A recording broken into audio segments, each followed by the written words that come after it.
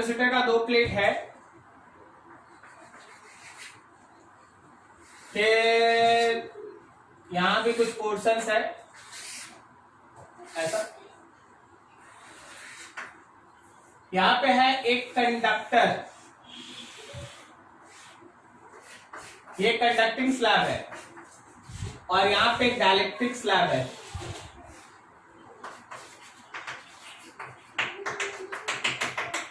ये कैपेसिटर का मान लो पॉजिटिव प्लेट है, और ये हमारे कैपेसिटर का निगेटिव प्लेट है। आपको बोला गया है पोटेंशियल वर्सेस डिस्टेंस को प्लॉट करना। याद है ऐसा काम हम लोग पहले कर रखे हैं। पोटेंशियल याद करो, जो कंडक्टर है उसके अंदर इलेक्ट्रिक फील्ड 0 होता है, हवा में इलेक्ट्रिक फील्ड है E नॉट, हवा में इलेक्ट्रिक फील्ड है E नॉट, डाइलेक्ट्रिक में है E नॉट बाई के, और फिर से है E नॉट। याद आया? हमेशा ध्यान रखना dV by dr is equals to होता है minus is equals to electric field. जहां इलेक्ट्रिक फील्ड बड़ा है वहां पोटेंशियल तेजी से घटेगा, जहां इलेक्ट्रिक फील्ड 0 है वहां पोटेंशियल कांस्टेंट रहेगा। फिर हवा है, इलेक्ट्रिक फील्ड उसी रफ्तार से घटेगा जैसे यहां था। फिर उसके बाद मीडियम है, इलेक्ट्रिक फील्ड का रेट ऑफ चेंज, पोटेंशियल का रेट ऑफ चेंज कम होगा घटने का, और फिर उसके बाद यहां डिक्रीज करा like that. This is the way graph should have to vary. यहां पे पोटेंशियल कांस्टेंट है, यहां पे कम घट रहा है, दोनों में अंतर है। ये तो हम अलग अलग कर रखे हैं ना, कॉपी देखना एक बार, कंडक्टर और डाइलेक्ट्रिक दोनों अलग अलग करके बता दिए। हाँ तो यह एक साथ हो गया जी। बोलो आगे। चलो जी देखो ध्यान से, एक छोटा सा टॉपिक है उसको खत्म कर लेते हैं।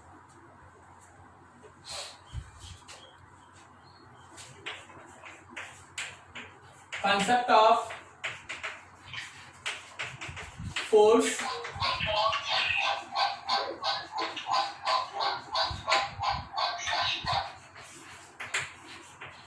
acting on dielectric slab when it is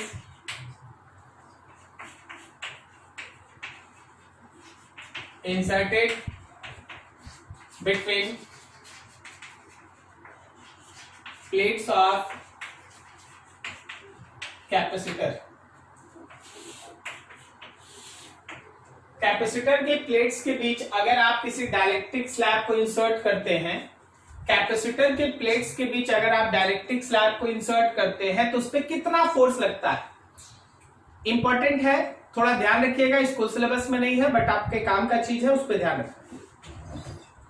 मान लो जैसे सपोज जैसे तुम्हारे पास कैपेसिटर का ये दो पर्टिकुलर प्लेट्स, ये कैपेसिटर का एक प्लेट, ये कैपेसिटर का दूसरा प्लेट।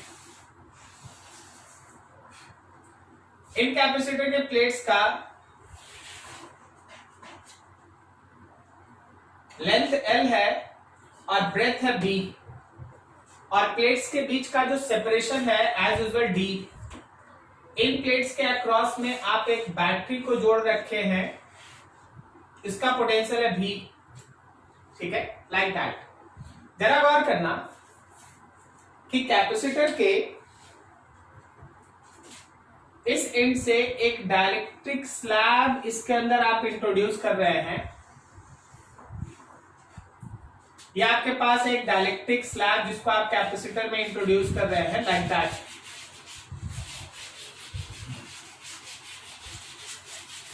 ये आपके पास एक स्लैब, इसका डाइलेक्ट्रिक कांस्टेंट K। अब देख होता क्या है, होता कुछ ऐसा है कि मान लो जैसे ऊपर वाला प्लेट मेरा प्लस से जुड़ा है, बैटरी के प्लस से जुड़ा है, तो इस पे प्लस अपीयर हुआ, इस पे प्लस अपीयर हुआ, इस पे माइनस अपीयर हुआ। तो इंडक्शन की वजह से अगर इस पे प्लस है तो इस पे माइनस आएगा, और यहां माइनस है तो यहां प्लस आएगा। क्या बोलता, सही है? तो देखो ये प्लस इस माइनस को अपनी तरफ खींचेगा, ये माइनस इस प्लस को अपनी तरफ। तो जब आप ये ऐसे ऐसे खींचेगा, ये प्लेट्स अगर खींचेगा तो इसका ऊपर वाला कंपोनेंट और हॉरिजॉन्टल कंपोनेंट फोर्स का, उसी तरह इसका नीचे वाला कंपोनेंट और हॉरिजॉन्टल कंपोनेंट, तो देखिए दोनों वर्टिकल कंपोनेंट कैंसिल हो जाएगा और इस पे एक नेट फोर्स लगेगा अंदर की तरफ, दिस इज एफ नेट। मतलब ये कहना चाहते हैं अगर कैपेसिटर के प्लेट्स के बीच आप किसी डाइलेक्ट्रिक स्लैब को थोड़ा सा इंटर करके आप छोड़ दीजिएगा ना, तो प्लेट्स उसको खुद ब खुद अंदर खींच लेगा, प्लेट्स उसको खुद ब खुद अंदर खींच लेगा। समझ में आ रहा है क्या? Yes sir. अब अगर आप ये फोर्स का इक्वेशन निकालना चाहते हैं तो पूरा तो डेरिवेशन नहीं करेंगे, काम का है नहीं, लेकिन हम आपको चीज समझाते हैं। आप जरा गौर कीजिए, तो यहां से लेके यहां तक एक कैपेसिटर है जिसके बीच में मीडियम है, और यहां से लेके यहां तक एक कैपेसिटर है जिसमें एयर है, ये एयर है, ये मीडियम है। मान ले हम लोग ये डिस्टेंस x लिखते हैं, तो क्या ये डिस्टेंस l माइनस एक्स हुआ?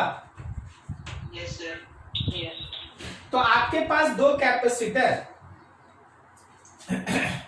Capacitor with air, epsilon not area of air by D, तो क्या हम लोग लिखते हैं एप्सिलॉन नॉट एरिया के लिए। जरा देखना, देखो भाई इसका लेंथ एल, ब्रेथ बी था, ब्रेथ मतलब ये हुआ बी, ये हुआ बी, तो B into L minus x,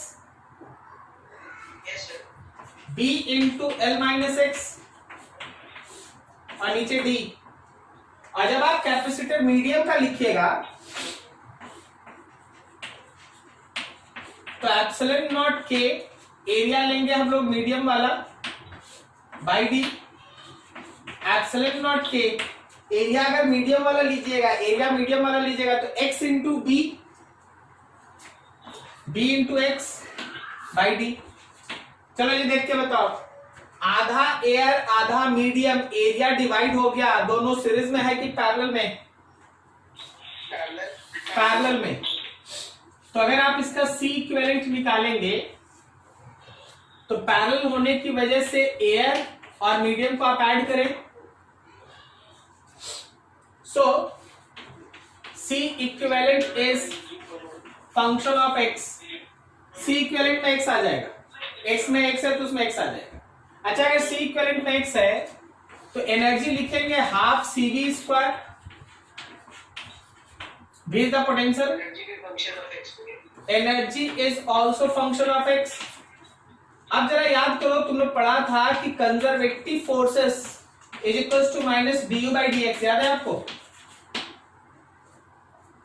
अरे 11 में कंजर्वेटिव फोर्स जो हम लोग का काम करता है, electric force is conservative by nature, electric force is conservative by nature minus du by dx।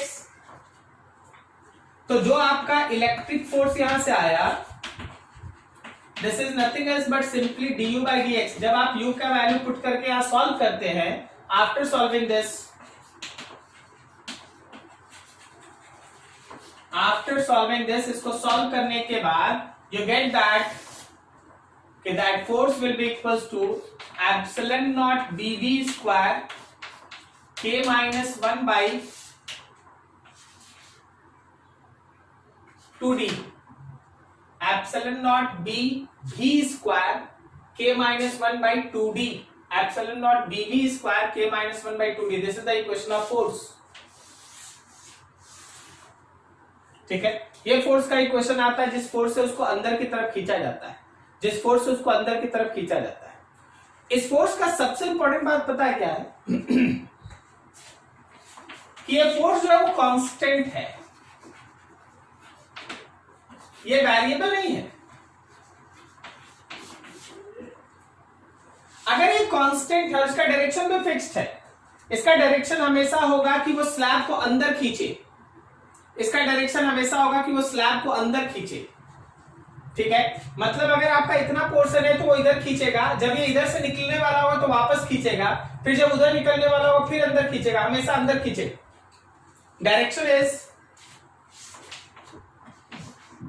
direction is always to pull slab inside, हमेशा वो चाहेगा कि वो कैपेसिटर के प्लेट्स के बीच स्लैब को खींचे। दिस इज द वे। तो इक्वेशन है एप्सिलॉन नॉट बीबी स्क्वायर के माइनस 1/2d। फोर्स कांस्टेंट है, वेरिएबल नहीं है, तो फोर्स कांस्टेंट होने का मतलब है कि जो एक्सेलरेशन प्रोड्यूस होगा वो भी कांस्टेंट होगा, जो एक्सेलरेशन प्रोड्यूस होगा वो भी कांस्टेंट होगा। और उसके बाद फिर आगे नोट करो इतना, फिर आगे बताते हैं।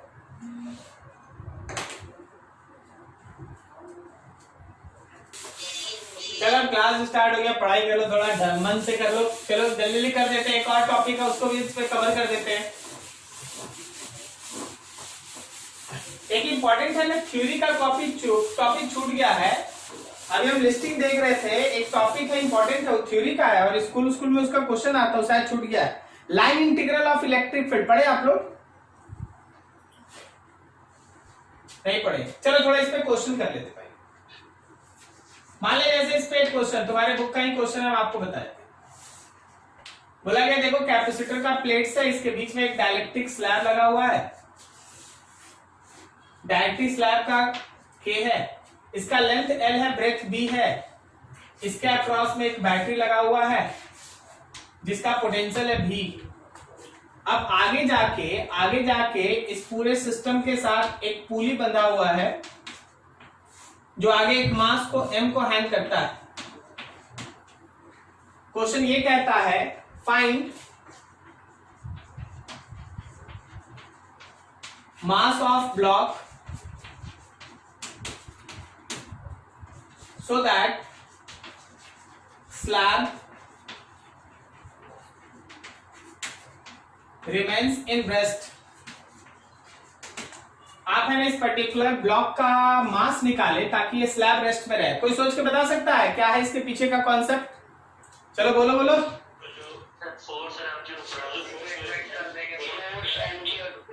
एकदम सही, बिल्कुल सही।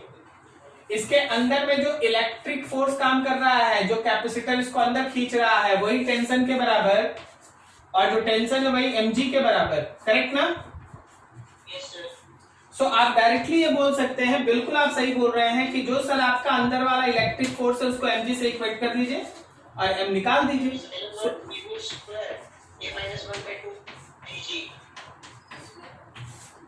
k minus 1/2d is equals to mg, बस g को नीचे भेज दो, आंसर सही है। अब जरा सोच के बताना, अगला क्वेश्चन सोच के बताना कि चलो देखो ये मेरा कैपेसिटर का प्लेट, इसका लेंथ L और आप इसमें एक स्लैब छोड़ रहे हैं, उसका भी लेंथ L।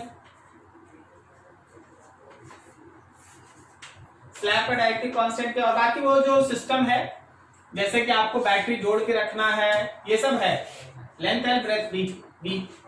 अब सोच के बताए स्लैब छोड़ देंगे तो इसका मोशन होगा कैसा? पीरियोडिक होगा। पहले देखना क्या होगा, ये पूरा का पूरा स्लैब इसमें इंटर करेगा, यहाँ आके रुकेगा नहीं, फिर उधर निकलेगा, फिर थोड़ा देर निकलेगा, फिर वापस आएगा, फिर इधर जाएगा, फिर वापस आएगा, फिर इधर जाएगा। क्या ये मोशन SHM है? नहीं सर। क्यों नहीं है? वेरी गुड, फोर्स कांस्टेंट है इसलिए ये मोशन SHM नहीं है, लेकिन ये पीरियोडिक है। ठीक है, तो तुम्हारा काम क्या है, तुम देखना HCV में एक बहुत अच्छा क्वेश्चन है, बोला गया कि ये पीरियोडिक मोशन, उसका टाइम पीरियड निकालो। तो तुम इसका टाइम पीरियड अगले दिन निकाल के आना। बनाने का सिंपल तरीका है कि आपको एक्सेलरेशन मिल गया है, आप डिस्टेंस लीजिए, एक्सेलरेशन लीजिए, u0 होगा, आप टाइम निकालिए और फिर देखिए कि मोशन कितने देर के बाद रिपीट हो रहा है अपने आप को।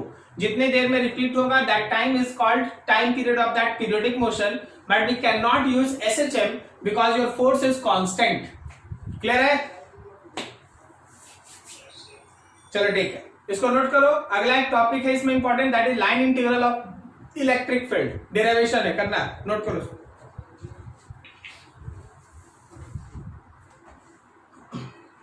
चलो देखो,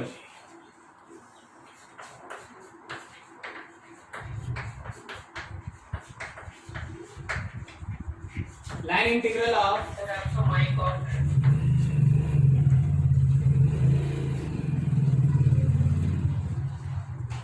अभी सुनाई दे रहा? Yes sir. देखो ये एक इंपॉर्टेंट टॉपिक था, छूट गया है हमसे। हाँ देखो होता क्या है ना, इलेक्ट्रिक फील्ड का दो तरह का इंटीग्रल होता है। एक होता है इलेक्ट्रिक फील्ड का सरफेस इंटीग्रल, जिसको आप फ्लक्स कहते हैं।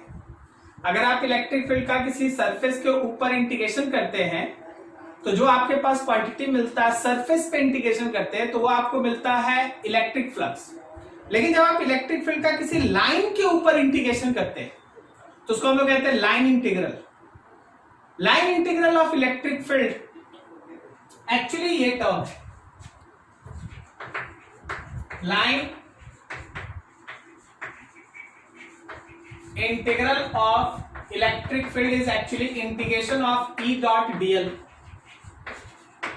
E डॉट dl, E और dl के बीच के डॉट प्रोडक्ट का इंटीग्रेशन जब आप करते हैं दो पॉइंट्स के बीच, उसको हम लोग line integral of electric field कहते हैं। और एक चीज ध्यान रखना कि लाइन इंटीग्रल कुछ और नहीं है, ये एक्चुअली वर्क डन है per unit charge. Force per unit charge को आप E कहते हैं, फोर्स पर यूनिट चार्ज को आप E कहते हैं, ठीक है। तो उसी तरह ये वर्क डन है पर यूनिट चार्ज। अगर हम लोग किसी यूनिट चार्ज को, पर यूनिट चार्ज मतलब यूनिट चार्ज, अगर हम लोग किसी यूनिट चार्ज को इलेक्ट्रिक फील्ड में एक पॉइंट से दूसरे पॉइंट तक मूव कराएं तो उसका जो लाइन इंटीग्रल है, मतलब उस पे जो वर्क डन है पर यूनिट चार्ज पे, वो पाथ से इंडिपेंडेंट होता है, पाथ पे डिपेंड नहीं करता। आपको यही चीज प्रूफ करने के लिए आता है स्कूल में, ठीक है। तो आप ये देखिए ना कि ये टॉपिक एक्चुअली है ना एक इंपॉर्टेंट क्वेश्चन की तरह चलता है, बाद में उसमें कुछ कॉम्पिटिटिव लेवल का कुछ पॉइंट्स उसको हम अलग से सिखा देंगे। तो आप ऐसे समझिए कि एक क्वेश्चन देख लीजिए आप, show that line integral of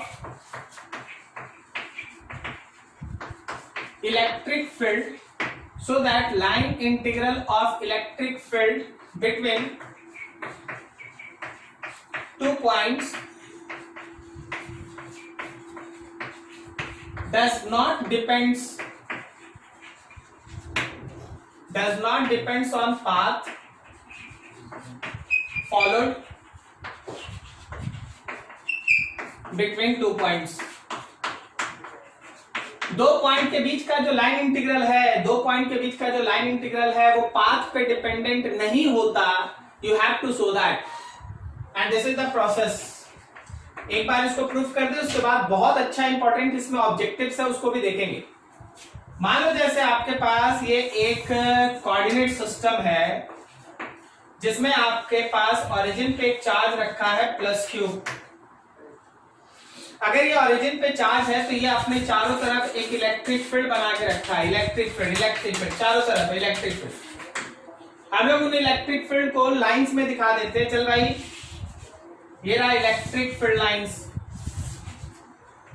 ये रहा इलेक्ट्रिक फील्ड लाइंस चारों तरफ, जिधर बनाना बना दो, ठीक है। इधर का काम नहीं है, बस हम आपको बना। आप क्या करें, इसमें कोई एक चार्ज पार्टिकल ए पॉइंट से लेके ऐसा पाथ फॉलो करता हुआ बी पॉइंट तक आप ले गए हैं। ये पाथ फॉलो करता हुआ बी पॉइंट तक आप उस चार्ज पार्टिकल को ले गए। ये पाथ किसी इंस्टेंट पे मान लीजिए हम यहां पे लेते हैं, किसी इंस्टेंट पे आप पॉइंट को सी कह दिए, ये पॉइंट सी है, तो वहां का ये रहा इलेक्ट्रिक फील्ड और इस पॉइंट पे उसका डिस्टेंस है r, स्मॉल r, ठीक है। एट एनी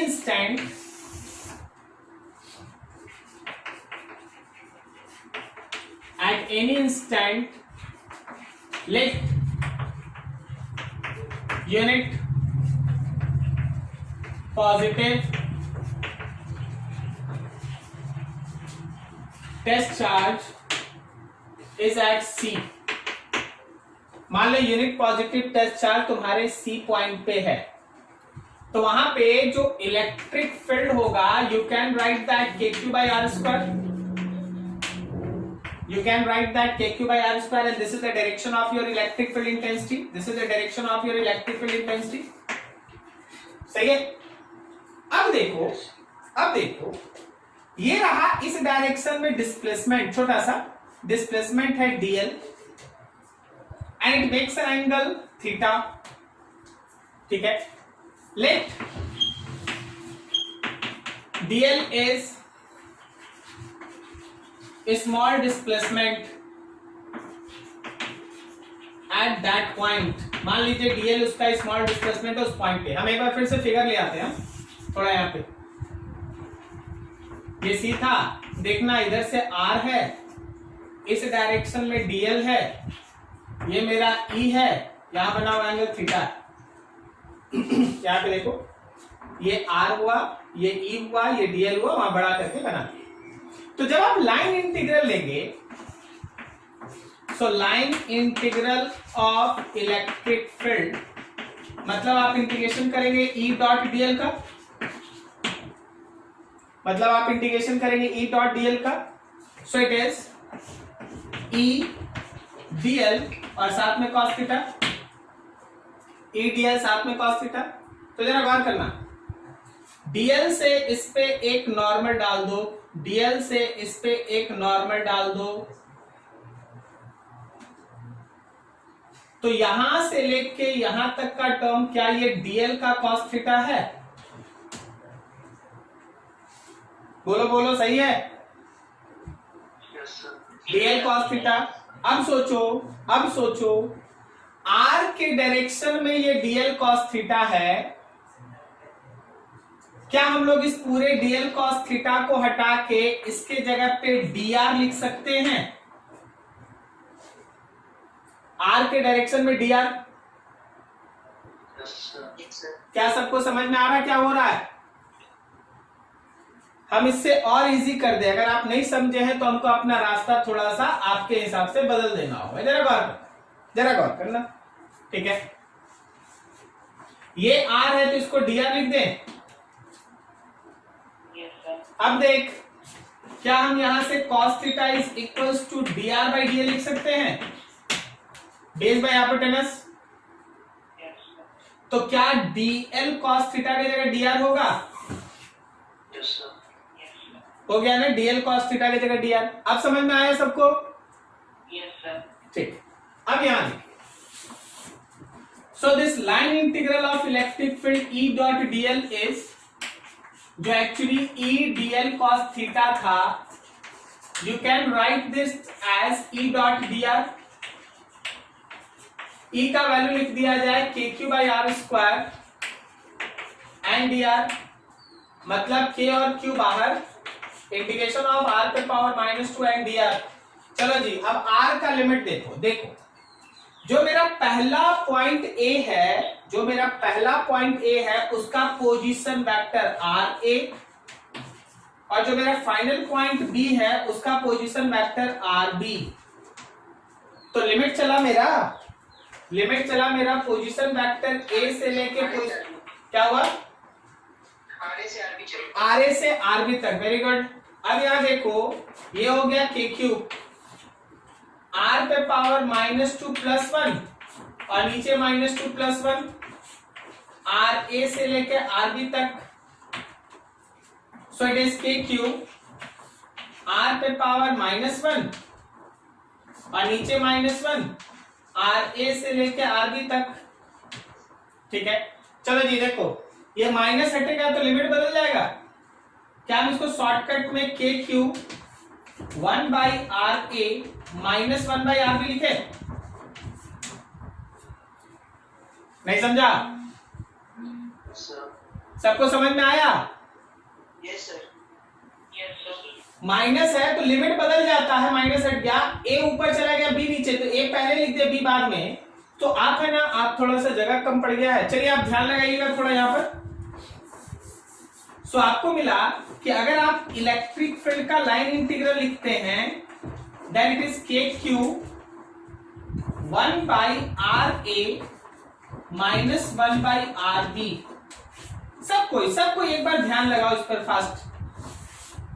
ये किसी भी तरीके से, ये लाइन इंटीग्रल किसी भी तरीके से पाथ पे डिपेंड नहीं कर रहा है। वो तो अब देख, वो केवल इनिशियल और फाइनल पोजीशन पे डिपेंड कर रहा है। बीच में तुम कर्व फॉलो किया कि सर्कल फॉलो किया कि सीधा चला गया, उससे कोई मतलब ही नहीं उसको। ठीक है, वो केवल इनिशियल और फाइनल पोजीशन के ऊपर डिपेंड कर रहा है। So it is does not depends on path, it only depends on initial and final position. ठीक है, ये एक प्रूफ है। प्रूफ को आप नोट कीजिए, फिर हम इसके अंदर छिपा हुआ बहुत सारे टर्म उसको दिखाते हैं। नोट कीजिए फटाफट।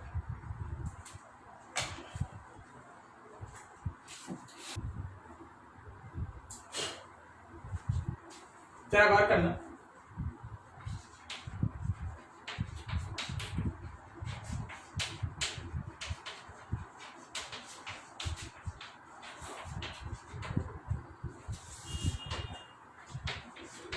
हम लोग अभी डिस्कशन ये किए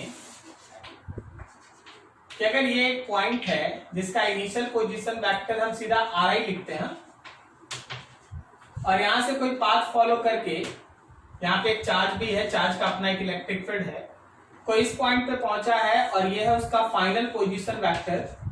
तो इन दो पॉइंट्स ए और बी के बीच, from A to B, A से बी तक, जो हम लोगों का line integral of electric field होता है, ई डॉट डीएल होता है, that can be written as K Q 1 by initial position minus final position. It shows that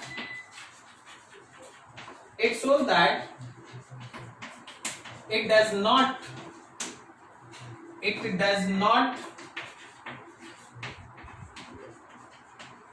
depends on path followed between two points. दो points के बीच का वो path follow पे depend नहीं करता। यही चीज आपको प्रूव करना होता है, तो ध्यान रखिएगा। अब देखिए इसमें एक इंपॉर्टेंट सेक्शन, दूसरा पॉइंट। आप क्या कीजिए, इस लाइन इंटीग्रल को, जो कि आपके इनिशियल और पोजीशन और फाइनल पोजीशन के बीच है, उसको थोड़ा एक्सपेंड करके लिखिए। K Q by R initial minus K Q by R final होगा। देखो तो यहाँ पे K Q by R initial minus K Q by. अच्छा, जरा इस पे ध्यान दो, क्या ये किसी इक्वेशन में, पोटेंशियल है? Very good. ये कुछ और नहीं है, ये इनिशियल पोटेंशियल है और ये फाइनल पोटेंशियल है। मतलब ये है कि आप अगर दिन दो पॉइंट्स के बीच अगर आपको लाइन इंटीग्रल निकालने के लिए कभी बोला जाए, आपको अगर किसी दो पॉइंट के बीच लाइन इंटीग्रल निकालने के लिए बोला जाए, तो आप उन दोनों पॉइंट के बीच के डिफरेंस का नेगेटिव निकाल दें। क्या समझा?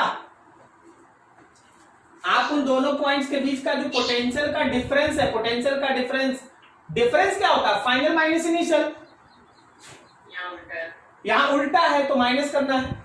मतलब दो पॉइंट्स के बीच का, अगर हम तुमसे बोले कि देखो जी, एक पॉइंट का पोटेंशियल है 6 वोल्ट और एक पॉइंट का पोटेंशियल है 10 वोल्ट, एक चार्ज को 6 वोल्ट से उठा के 10 वोल्ट पे ले गए, उन दोनों के बीच का लाइन इंटीग्रल बताओ। तो लाइन इंटीग्रल के लिए अब ई डीएल पे चर्चा नहीं करो, पोटेंशियल का डिफरेंस निकाल के माइनस कर दो। क्या समझा? ठीक है, तो दो पॉइंट के बीच का जो लाइन इंटीग्रल है, वो उन दोनों पॉइंट के बीच के पोटेंशियल डिफरेंस का नेगेटिव होता है। सो line integral of electric field between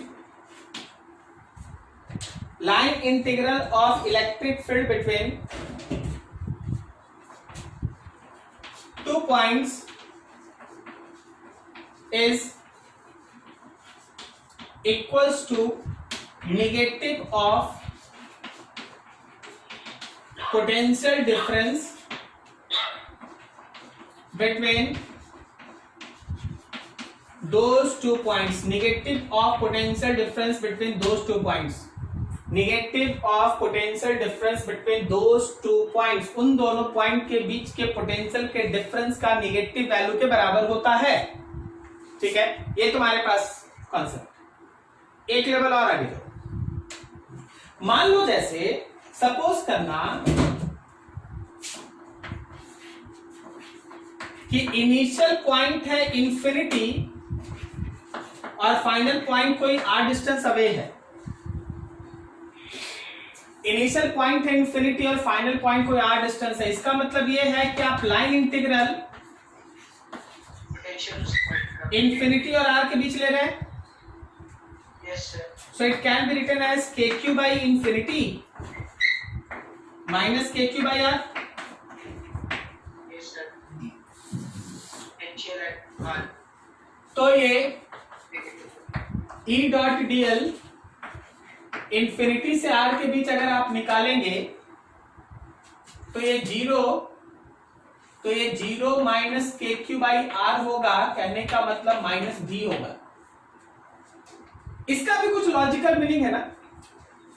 अगर हम लोग लाइन इंटीग्रल इंफिनिटी से किसी पॉइंट के बीच लेते हैं, अगर हम लोग लाइन इंटीग्रल इंफिनिटी से किसी पॉइंट के बीच लेते हैं तो ये उस पॉइंट के पोटेंशियल के निगेटिव के बराबर होगा।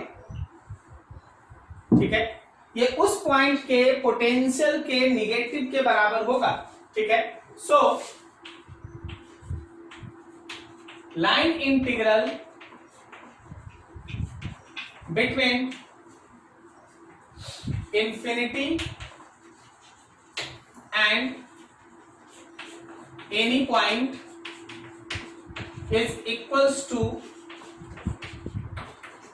negative of potential at that point, negative of potential at that point, उस पॉइंट के निगेटिव ऑफ पोटेंशियल के बराबर होगा। कोई दिक्कत किसी को? No, sir. अगला देखो, line integral on closed path.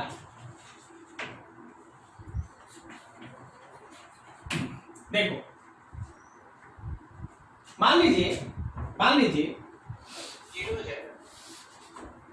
मान लीजिए यहां से आप किसी चार्ज को यहां ले गए और फिर वापस ले आके यहां रख दिए। तो जब आप ये लाइन इंटीग्रल क्लोज्ड पाथ पे लेते हैं, समझना है इस सिंबल को। फ्लक्स में देखना, जब तुमको क्लोज सरफेस पे फ्लक्स लिखना था तो यहां सर्कल लगाते थे ना। अभी क्या है, क्लोज पाथ पे लाइन इंटीग्रल लेना है, क्लोज पाथ पे लाइन इंटीग्रल। तो ध्यान रखो that value comes to be zero. क्या सबको तैयार है कि ये जीरो आएगा? Yes, sir. Conservative force इसीलिए. सबको समझ पा रहा है ये जीरो आएगा? चलो कंजर्वेटिव फोर्स थोड़ा देर बाद बात करते हैं, पहले मैथमेटिकली चलते हैं। देखो ए से बी, क्या ये दो पार्ट में होगा? E dot DL R A से आर बी और plus E dot DL B से लेके ए तक। पहले ए से बी और फिर बी से ए। क्या बोलता, सही है? Yes, sir. अच्छा, दोनों जोड़ेंगे तो ये जीरो आ जाएगा।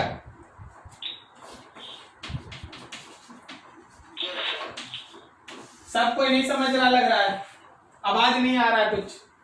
Yes, sir. क्लियर है जी? क्लियर है सबका? Yes, sir. ठीक है, तो मतलब ये है कि line integral of electric field अगर क्लोज्ड पाथ पे लिया जाए तो ये जीरो आता है। और ये इस बात का प्रूफ है कि electric field is conservative by nature, क्योंकि कंजर्वेटिव फोर्स पे ही क्लोज पाथ पे किया गया काम हमेशा जीरो होता है। क्या ये लाइन समझे? ठीक है ना? This shows that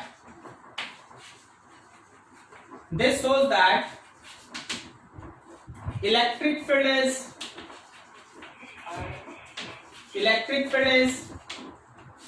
conservative।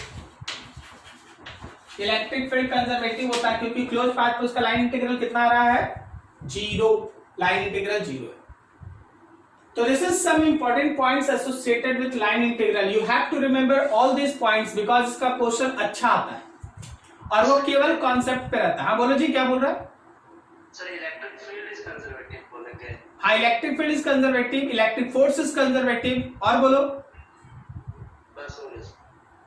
ठीक, नोट करो इतना, एक दो क्वेश्चन इस पे कर लेते हैं फिर आगे बढ़ेंगे।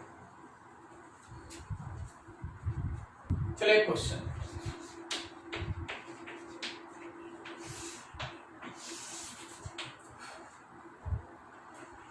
तुम्हारे पास है एक चार्ज Q, ओरिजिन पे है 0 0 0, ठीक है। आपके पास एक पॉइंट है P 1 2 3,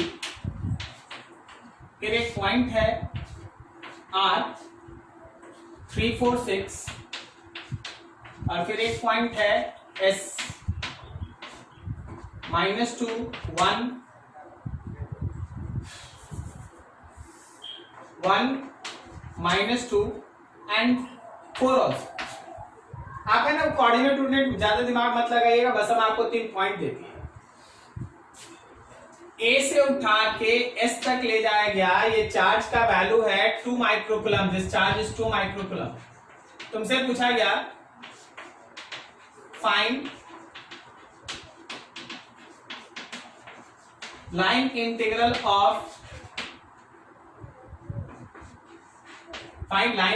of electric field between P and S, एक question.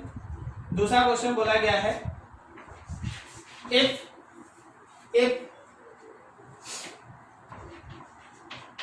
Unit charge moves from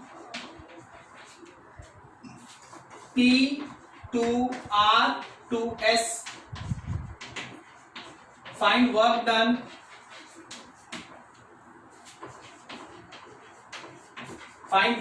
by electric field,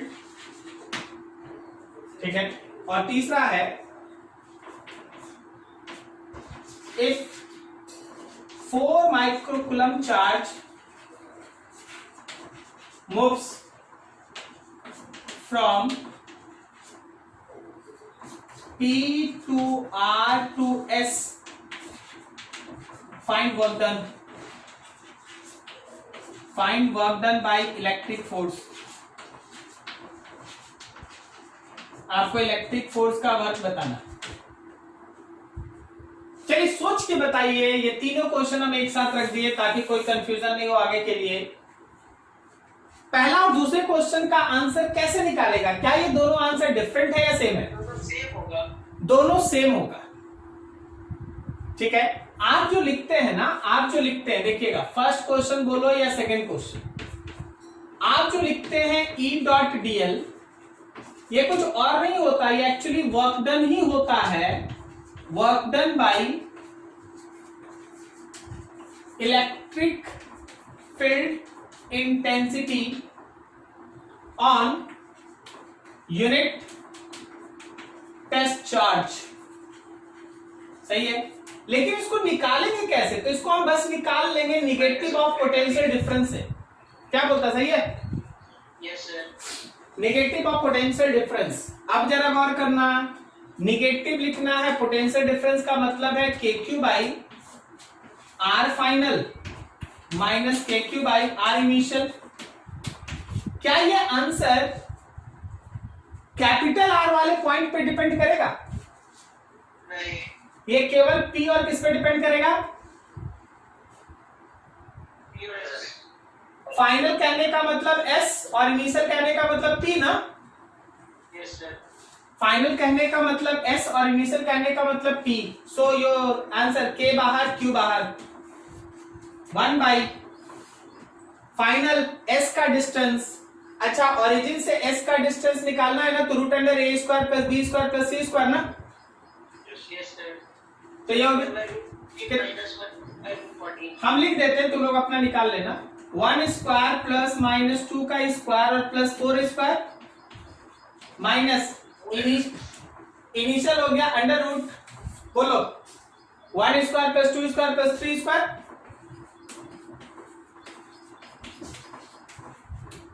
just solve this, solve कीजिएगा, लाइन इंटीग्रल भी मिलेगा, वर्क भी मिलेगा, दोनों इसी में है। लाइन इंटीग्रल भी मिल जाएगा और वर्क भी मिल जाएगा।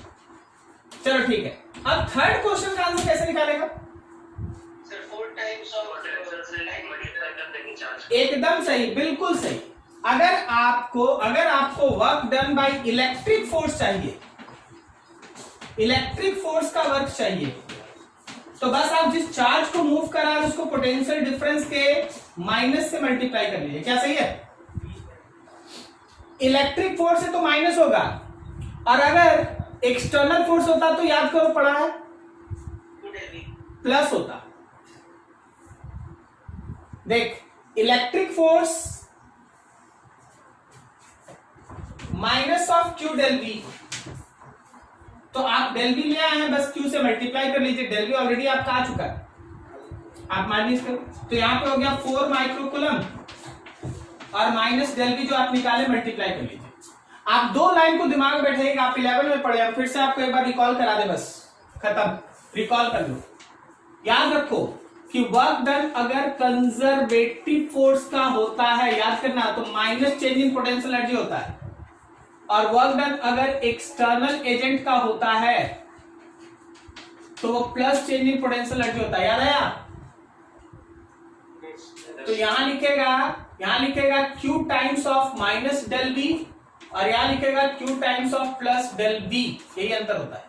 Energy charge into potential, energy charge into potential.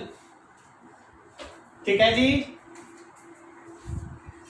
कोई दिक्कत यहां तक समझने में?